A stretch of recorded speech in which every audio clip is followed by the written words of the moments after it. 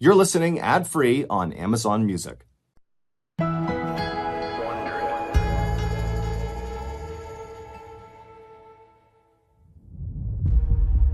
In the summer of 2020, a desperate father ran alongside a stretcher in the ICU of an Ohio hospital, holding his daughter's limp hand. She was on a ventilator and was about to be put into a medically induced coma. Just a few weeks earlier, she had been completely fine, but now she was inches from death. Her doctors had no idea what was wrong with her. All they knew was that whatever was going on, it had started when she began hearing a mysterious song.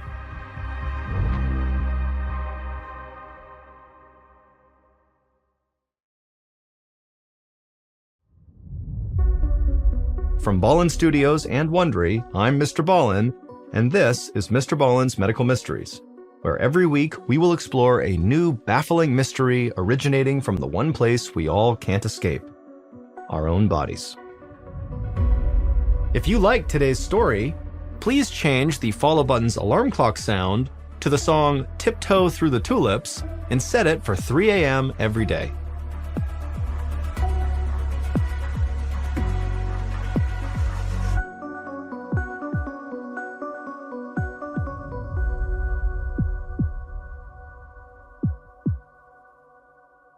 This week's story is called Rare Bird. It was past midnight in June of 2020 in Sandusky, Ohio, and 25-year-old Lauren Wells lay in her bed wide awake. She had to be up early for work and had been trying to fall asleep for hours, but all night long, the faint sound of music coming from her upstairs neighbors had made sleep impossible. The tune they kept playing was extremely irritating.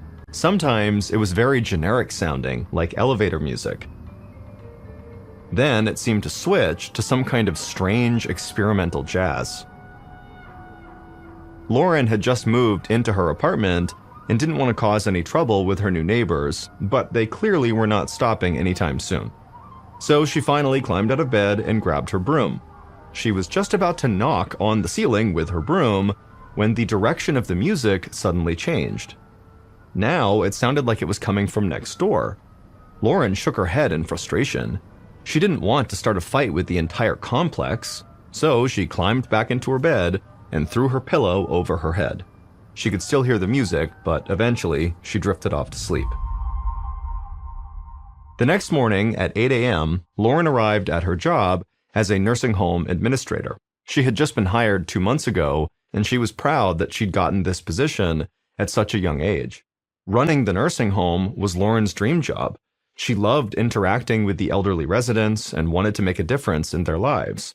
So even though she was running on fumes at this point from a lack of sleep, Lauren pushed through the day, checking in on staff and residents, and running various meetings. Thankfully, it was a Friday, so Lauren had the weekend to look forward to. She and her friends were heading to one of the islands off of Lake Erie, which is one of the Great Lakes. Lauren hoped some time outdoors would help her regain some energy. And the weekend getaway was just what she needed. The sun was out, there was a gentle breeze over the lake, and the water was cool and refreshing. Lauren was excited to reconnect with her best friends, and on their first night out, they went out to dance and have some drinks. She forgot about work and her annoying neighbors and just enjoyed herself. But as the evening progressed, Lauren found herself using the bathroom more than usual, but she figured it was just because she was drinking. A little while later, when she was on the dance floor, she felt a sharp pain on her left side. The pain stayed with her the rest of the night. She thought it was menstrual cramps and did her best to ignore them. Nothing was going to stop her from having a fun weekend. And by the time she got home Sunday night, she was feeling better, just like she had hoped. But soon after Lauren stepped into her apartment, her good mood evaporated. Her neighbors were playing that annoying elevator music again. The faint melodies seemed to be coming from everywhere and nowhere at the same time. Lauren dropped her bags and shook her head. She wasn't going to let this upset her. It was late and she knew she needed to get some sleep. So she unpacked and got ready for bed. But just like before, it was impossible to relax with that music coming through the walls. She tossed and turned for hours until finally exhaustion overtook her. When Monday morning rolled around, Lauren was definitely not feeling well. She figured she was paying for her weekend of partying, so she tried to shake it off. She made herself a cup of coffee and got on the treadmill for her daily run. But she'd only been on the treadmill for a minute when once again she felt an intense pain in her left side and had to stop running. It almost felt like someone was punching her hard, but from the inside. This pain went far beyond menstrual cramps. She figured something else had to be going on. Lauren thought back to everything she did at Lake Erie. She wondered if she had pulled a muscle while she was out swimming. It didn't seem likely, but she couldn't think of anything else that would explain the pain. Lauren had no idea how she was going to get through the day, much less the week, but she didn't want to call in sick. She was still new to her job, and people were counting on her. So she slowly got dressed while wincing in pain and got ready for work. And as she did, she thought to herself, at least her neighbors weren't playing that god-awful music. Once Lauren arrived at work, she did her morning rounds and sat down at her desk to take care of some paperwork. But as hard as she tried, she just couldn't focus. There was something distracting her. It was that weird music she kept hearing in her apartment. It made no sense that the same music would be playing in the nursing home. Lauren looked around just to see if there were any speakers nearby, but there was none. She tried to ignore the disjointed melody, but it was impossible. It seemed like it was coming from everywhere. But then she realized something that made her heart start racing. If there really wasn't any music actually playing right now, that could only mean one thing. The music was only happening in her head. She wondered if she was going crazy, but before she jumped to any conclusions, Lauren thought of someone who might be able to help her. She had a friend who was an audiologist, which is a doctor that specializes in hearing.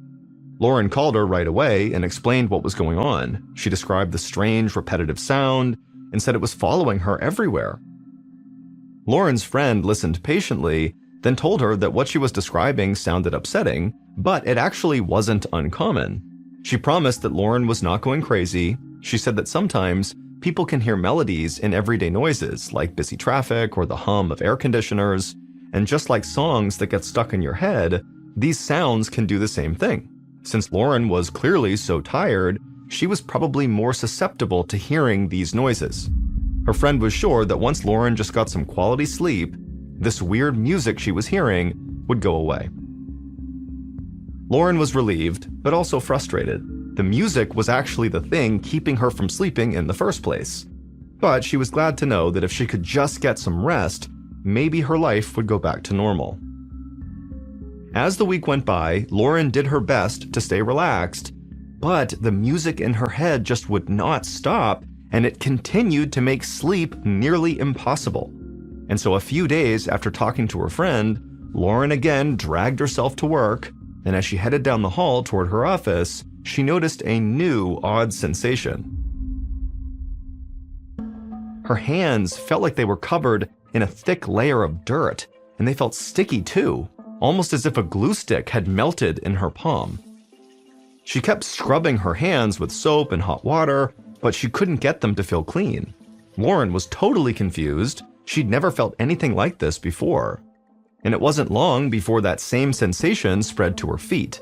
Lauren felt like her socks were glued to her toes. At first, it was just a little bit irritating, but then it became totally unbearable. She started going barefoot at work, which helped a little bit. She realized it was weird, but she couldn't stand the thought of putting her shoes and socks back on. Lauren was afraid that there was a connection between her auditory hallucinations and now her hands and feet feeling dirty all the time. But she had no idea what that connection could be. Lauren's instinct was telling her to go see a doctor, but she imagined how ridiculous it would all sound. She hung on to what her friend, the audiologist, had told her about feeling better with some rest. And so Lauren convinced herself that this was the weekend she would finally get some sleep and all these problems would just finally go away. That Saturday night, more than 2 weeks after her strange symptoms had begun, Lauren climbed into bed exhausted. She tried to ignore the strange soundtrack playing in her head, her sticky hands and feet, and the dull pain still in her left side. She pulled the comforter up to her chin, and she tried to meditate, letting the sounds of birds outside her window lull her to sleep. But after a few minutes, Lauren's eyes flew open. She realized that the birds singing outside her window were seagulls. Seagulls live near water, and there was not an ocean or a lake anywhere near her. The seagulls got louder and louder, and finally sounded like they might just fly right into her room at any second. Lauren knew that no amount of rest was going to make them go away, because just like the music, these squawking seagulls were in her head. She couldn't wait any longer. She needed to see a doctor.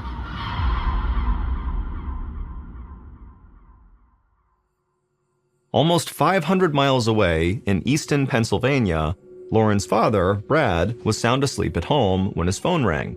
He saw Lauren's name on the caller ID and felt his stomach tighten. She wouldn't be calling so late if something wasn't wrong.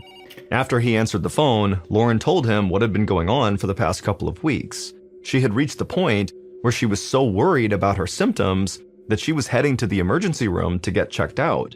Brad could hear the panic in her voice, and that made him scared.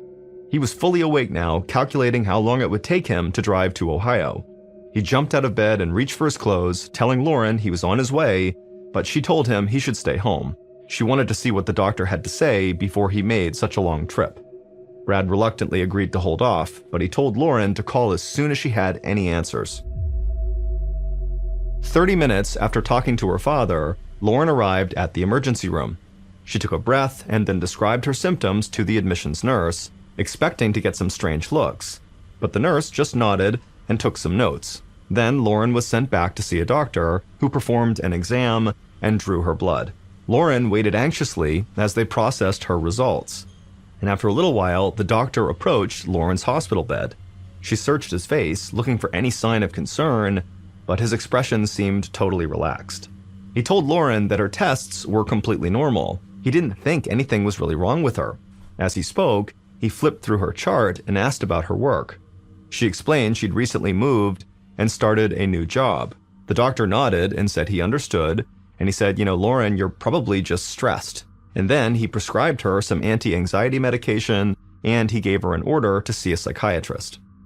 Lauren was frustrated with the doctor's diagnosis, but he seemed to be certain there wasn't anything else going on with her. So Lauren left the ER feeling somewhat unsettled, and on the way home, she called her father, Brad. Lauren could always rely on him to be supportive and honest with her. She told him how annoyed she was that all these doctors just assumed she was stressed because of her new job. But she was thriving there and loved the new challenge. It didn't make sense to put the blame solely on stress. Her dad said he totally understood her frustration, but the doctors knew what they were doing. He asked Lauren to at least start taking the anti-anxiety medication. With any luck, they'd let her get some sleep, and then at that point, with a clear head, she could reassess her situation. Lauren was not convinced, but she promised her dad that she would try. Later that week, Lauren drove to work as usual. She'd been taking her anxiety medication, but so far, it really wasn't helping. She still heard all the mysterious music playing everywhere she went, and so she really wasn't getting more than an hour or two of sleep at night.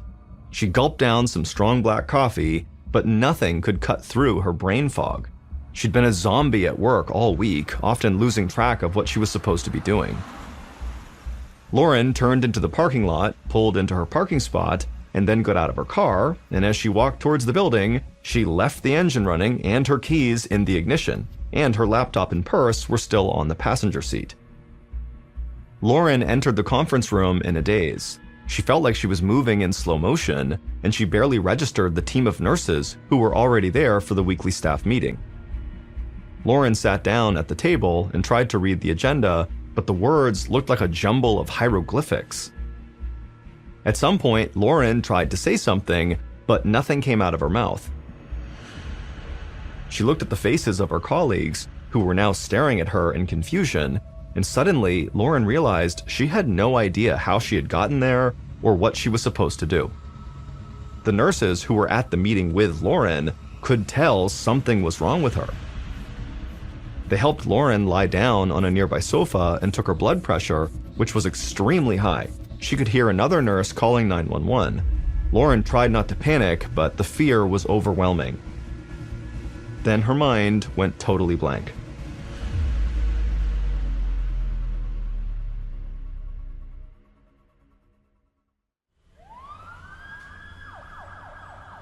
By the time the ambulance arrived, Lauren was starting to come out of her trance-like state.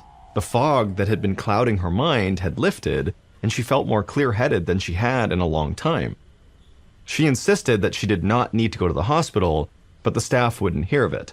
And so, after some gentle coaxing, they convinced Lauren to get in the ambulance. The paramedics took Lauren to a local hospital where doctors ran a series of tests. As she waited for the results, she felt surprisingly calm. She was so relaxed that she began texting her friends to come hang out with her in the hospital. She said she was having a great time. Lauren's friends were taken aback by these text messages. They knew what she was going through, and this just didn't sound like her at all. A little while later, Lauren's father, Brad, was busy at work when his cell phone rang. He'd been on edge the whole week, worrying about his daughter. When he saw it wasn't her number, he felt relieved. But then he realized the person calling him had an area code from Sandusky, the town where Lauren lived. Brad's stomach tightened as he answered. It was one of Lauren's friends. She told Brad that Lauren was in the hospital and that she was not doing well.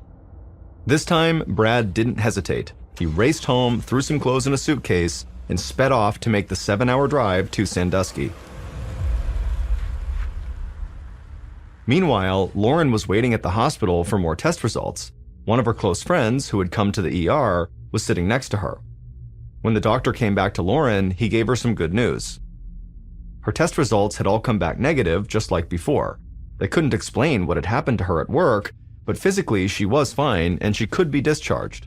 Lauren thanked him, then she turned to her friend and said that it must have been another false alarm. But Lauren could tell her friend still looked worried. And deep in her heart, Lauren knew she wasn't okay, no matter what these tests said.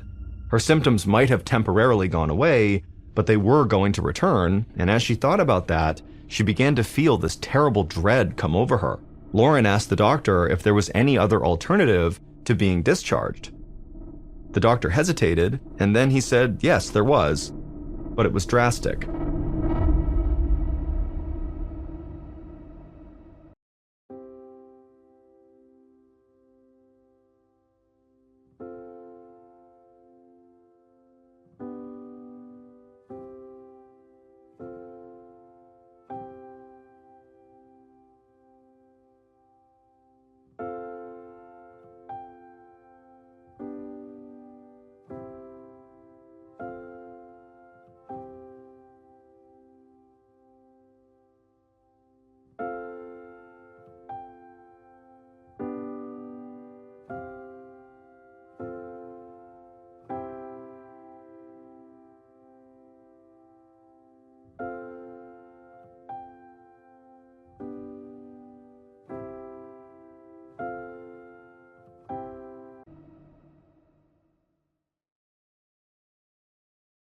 Seven hours later, Brad finally arrived at the hospital in Sandusky, and he raced to the admissions desk. Just moments earlier, his daughter had called him with the stunning news that she was admitting herself into the psychiatric ward of the hospital. And so Brad, all he wanted to do was just get to his daughter. Once he entered the patient area, Brad was greeted by a doctor and brought to Lauren's room. But he was only allowed to see her through a shatterproof glass window on her locked door, and what he saw shook him to the core. Lauren was writhing on the floor, screaming and begging to be let out. She was trying to tear off her shirt. Food was splattered on the walls, and an empty tray and plate were upside down on the floor. Brad was stunned. Lauren had called him just a couple of hours earlier and seemed fairly clear-headed, and so he didn't understand how her condition could have changed so drastically. The doctor explained that he was giving Lauren medicine to treat schizophrenia, which is a serious mental disorder that causes people to hallucinate and experience delusions. They'd already started on her medication, but it would need time to take effect. Brad shook his head in disbelief. There was no history of mental illness in their family, and Lauren had always been so happy and well-adjusted. The doctor could only shrug. Schizophrenia did have a tendency to run in families, but it also struck out of the blue, usually in young adults anytime between their late teens and early 20s, and Lauren was 25. The diagnosis was terrifying. Brad was desperate to do something to help, but all he could do was wait for Lauren's medication to kick in. It was early in the morning when Brad left the hospital after Lauren had finally calmed down. He checked into a nearby hotel and sank into an exhausted sleep, thinking about his daughter and praying that she would be back to her normal self by the time he woke up. After sleeping for a few hours, Brad returned to the hospital, and when he got there, the nurse gave him a rundown of Lauren's condition. She said Lauren had begged the staff to use their hospital phone, and then when they said yes, she had called friends and relatives repeatedly, forgetting she'd already spoken with them. She'd also become very aggressive with the hospital staff. Brad insisted on going into his daughter's room, so they unlocked her door and he walked in softly, not wanting to scare her. Lauren was sitting on a rumpled bed staring into the distance. Her hair was disheveled and there were dark circles under her eyes. He almost didn't even recognize her. Brad struggled to stay calm as he sat down next to Lauren. He tried to comfort her and asked her if she needed anything, but she didn't respond. The medications she was on didn't seem to be working, but the doctor said it could take a while to kick in. Without anything else to hold on to, Brad clung on to that hope. Over the next few days, Brad anxiously waited for Lauren to improve as doctors tried different combinations of medications. But on the 5th night after Lauren was admitted to the psych ward, things got even worse. Brad had gone back to his hotel, and in a routine that had become too familiar, a phone call startled him awake. It was someone from the hospital. Lauren had experienced a massive seizure and was being transferred to the ICU for further testing. Brad ran to his car, and by the time he arrived at the ICU, Lauren was heavily sedated. He flagged down a doctor in the hall and bombarded her with questions, but it was clear that the doctor was just as much in the dark as he was. All she knew was that Lauren was in critical condition and they were trying to figure out what was wrong. Afterward, in the waiting room, Brad called friends and family to update them. He tried to piece together everything that had happened to her in the last several weeks, hunting for any clues that might explain her illness, but all he had was a long list of strange symptoms and events. Brad didn't know what to do, but he was desperate for answers, and so he began mentally going through his list of friends who might have some perspective that could be useful right now about Lauren. And as he did this, one name came up that he and Lauren both had in common: Ken Zemanek. Ken was the father of twin girls who were Lauren's best friends from childhood, and he was also a psychiatrist. And so Brad hoped Ken could provide some perspective about Lauren's mental state.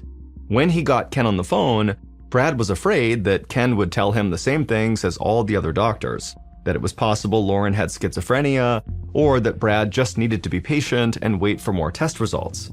But once Brad finished going through Lauren's extensive list of strange symptoms, Ken didn't say a word. After a long pause, he said that the hallucinations and mood swings did point to a mental issue. But what troubled Ken was the seizure. Schizophrenia couldn't have caused that to happen. Ken paused again, and then told Brad he did have another thought, one that could potentially explain everything that had been happening to Lauren. He described it as a, quote, rare bird, or extremely rare condition.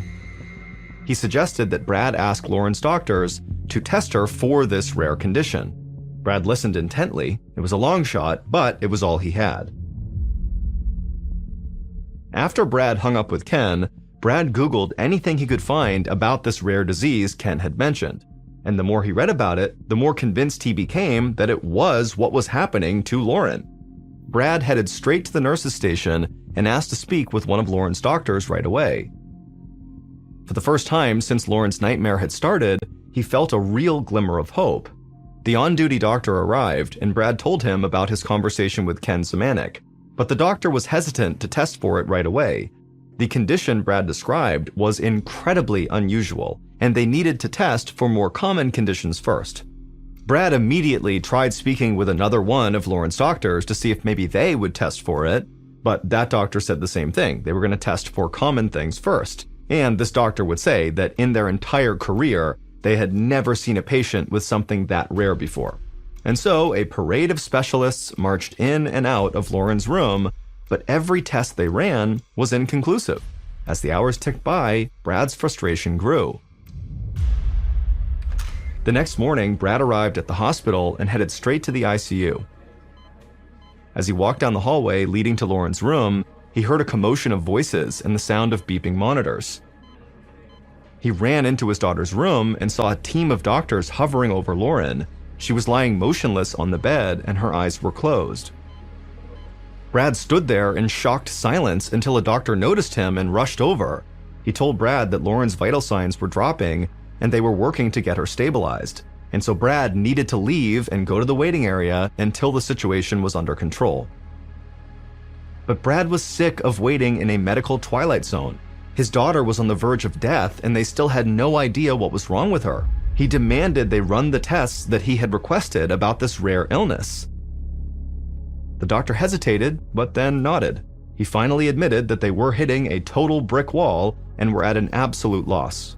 But they were at a small community hospital, and so their resources were very limited to both test and treat Lauren for this rare condition if she were to have it. And so if Brad wanted to get her the help she needed, they'd have to transfer her to the Cleveland clinic, which was over an hour away. However, getting there was a huge risk. Lauren was so weak she could die on the transit. Brad was facing the biggest decision of his life, but he didn't hesitate. A few minutes later, Lauren was loaded into the back of an ambulance, headed for the Cleveland clinic. Brad followed behind in his car, praying his daughter could hold on just a little longer. When the ambulance finally arrived at the clinic, a medical team was waiting. Brad quickly parked his car and joined them as the team grabbed the gurney that Lauren was on and rushed her towards the entrance. Brad tried to stay calm as he watched them wheel her to the neurological ICU. Lauren's heartbeat barely registered, and she was having trouble breathing on her own. The doctors told Brad that her brain had also begun to swell, and so they needed to put her into a medically induced coma to help bring the swelling down. Lauren was given a strong sedative through an IV drip to put her into a state of unconsciousness. She was then hooked up to a ventilator that went into her mouth and down her throat to keep her breathing, and a feeding tube was inserted inside her nose and down into her stomach. Brad tried not to show how scared he was, but he knew Lauren was hanging on by a thread. Brad spent the next several hours anxiously pacing in the lobby of the ICU while the heads of several departments at the Cleveland Clinic teamed up in an attempt to save Lauren's life. Finally, one of Lauren's doctors walked in with the results of Lauren's newest round of tests. The doctor was incredulous. Brad and his good friend, Ken Zemanek, had been right. Lauren was sick with something that was so unheard of, most doctors would never think to even test for it. She had a disease called anti-NMDAR encephalitis. Anti-NMDAR is extremely rare, affecting only 1 out of 1.5 million people per year. It had only been identified 13 years earlier in 2007. The disease causes severe inflammation of the brain, which then results in hallucinations and a total psychotic breakdown.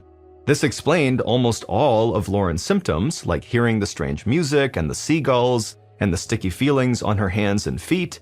But it turned out that NMDAR by itself wasn't what caused Lauren to get so sick.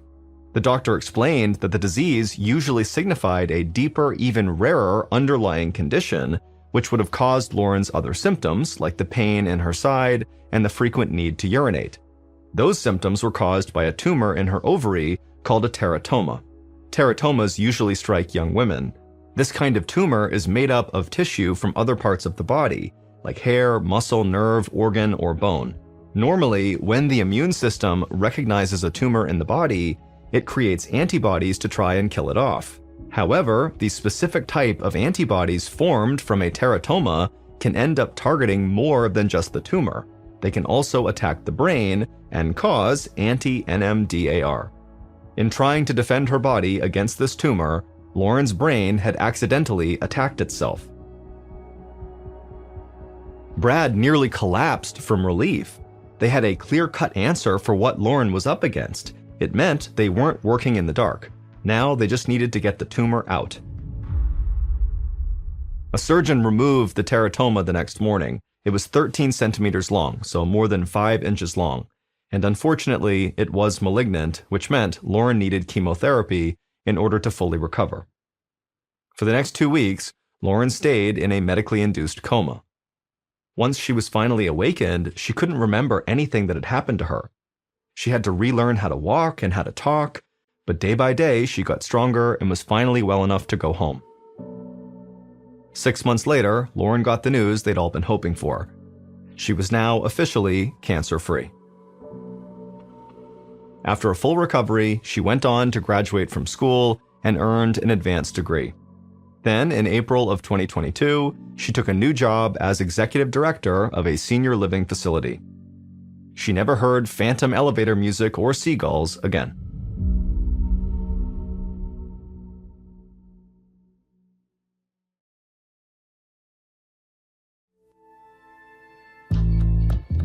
From Ballin Studios and Wondery, this is MrBallen's Medical Mysteries, hosted by me, Mr. Ballin. A quick reminder, the content in this episode is not intended to be a substitute for professional medical advice, diagnosis, or treatment. This episode was written by Steve Chivers. Our editor is Heather Dundas. Sound design is by Matthew Chalelli. Coordinating producer is Sophia Martins.